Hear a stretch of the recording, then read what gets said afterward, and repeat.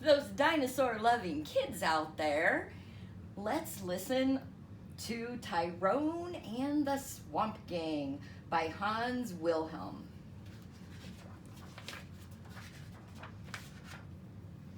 It had been a bad year at school for Boland.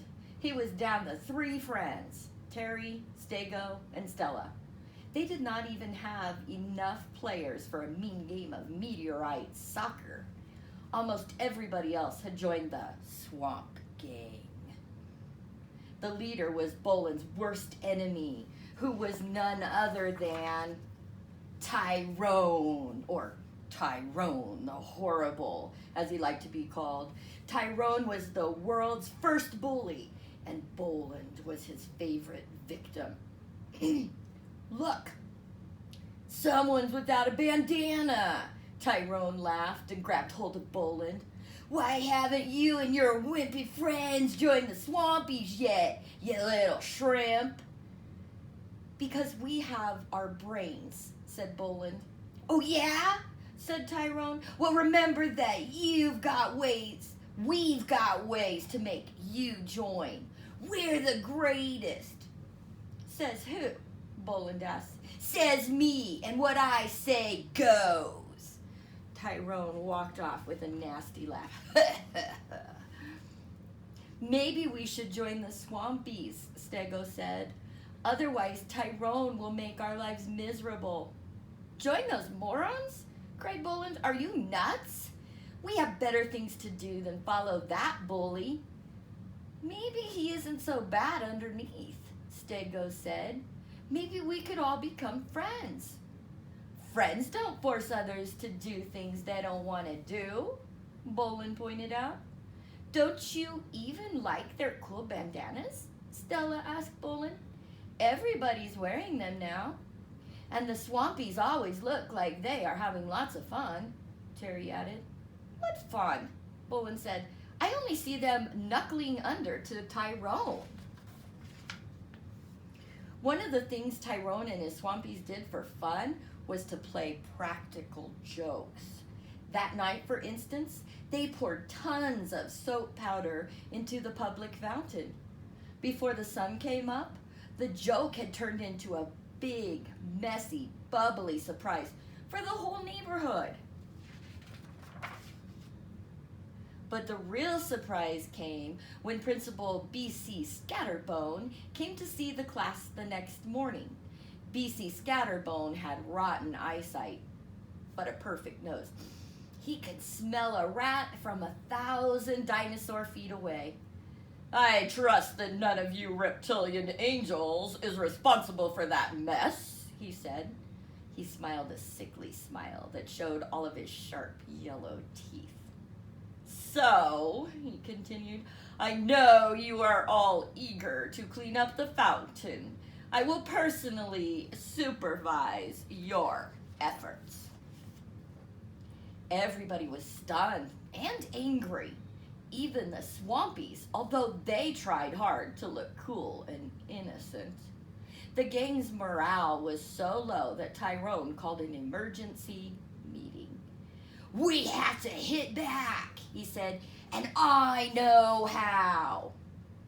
Tyrone told his plan to the gang. We'll give old Scatterbone's house a new coat of paint, he said. That will make his eyes go gaga. But we've got to be quick and quiet and not get caught. Right on, cried the Swampies. Armed with paint and spray cans, they went to work. Full blast. But the real blast came the next morning. Once again, B.C. Scatterbone greeted the class. Thanks to the anonymous helpers, my house has received a new look during the night. Since I'm sure that none of you likes the colors or the designs, you will only be too happy to repaint my entire house from top to bottom. Rats, said some of the kids. This was the second time they were getting blamed for something they didn't do. The Swampies grumbled loudest of all.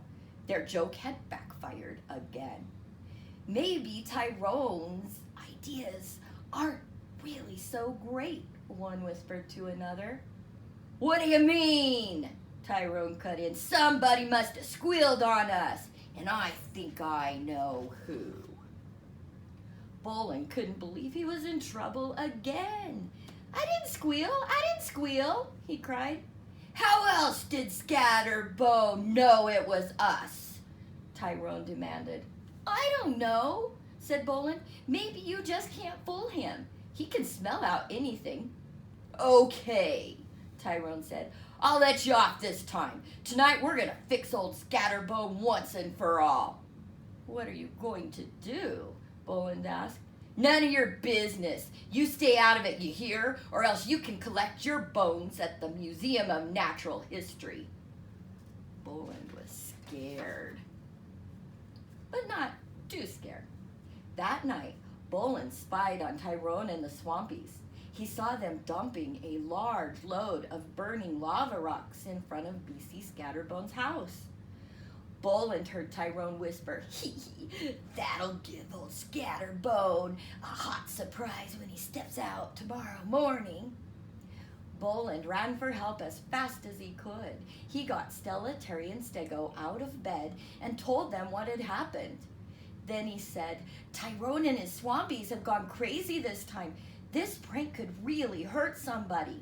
Lava rocks are dangerous stuff. They could even burn the place down.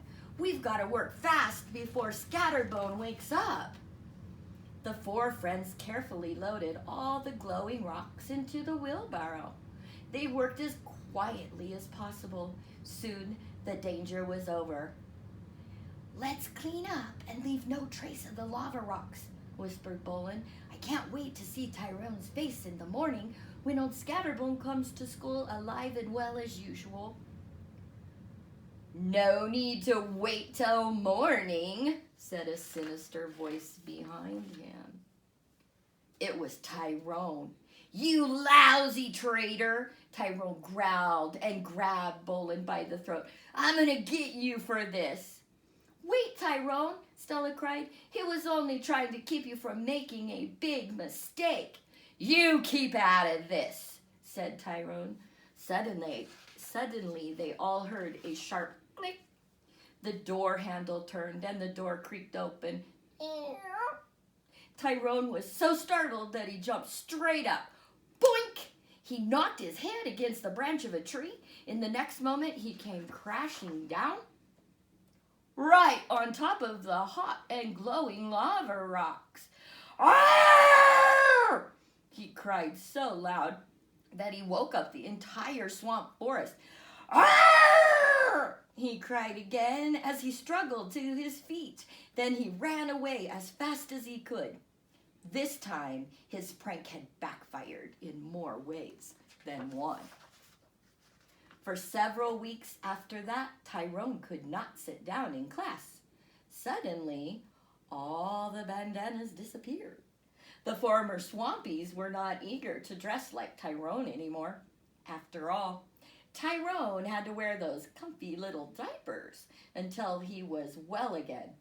Who wanted to be like him now? If you enjoyed this story, there are more Tyrone books out there.